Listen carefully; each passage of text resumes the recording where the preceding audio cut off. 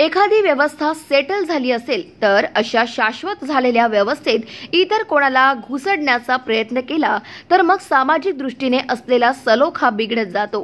त्यामुळे ओबीसी आरक्षणाचे ताट हे वेगळेच असले पाहिजे। मराठा समाजाला आरक्षण द्यायचे असेल तर त्यांचे ताट हे वेगळे असले पाहिजे, असे वक्तव्य वंचित बहुजन आघाडीचे सर्वेसर्वा प्रकाश आंबेडकर यांनी केले।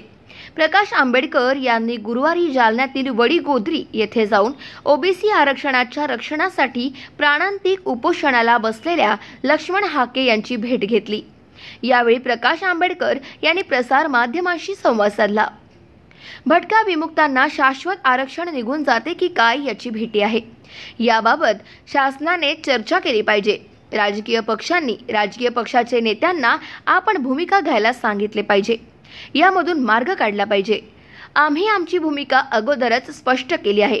ओबी आरक्षणाचे ताट हे वेगळं असलं पाहिजे, असे प्रकाश आंबेडकर यांनी म्हटले। मराठा समाजाला आरक्षण द्यायचं असेल तर त्यांचे ताट वेगळे दिले पाहिजे।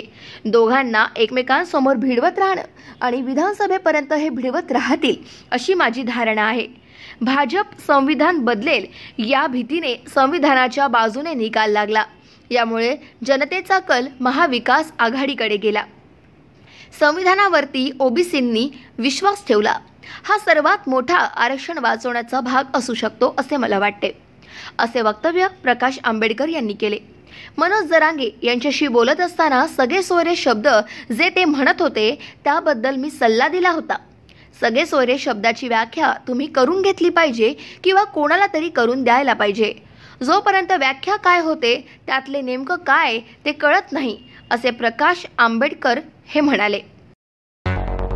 मुंबई, पुणे, नागपूर, मराठवाडा असो का विदर्भ, राजकीय, सामाजिक, शैक्षणिक क्षेत्र असो का क्रीडा, सर्वच घडामोडीचे विश्लेषण पाहायला विसरू नका।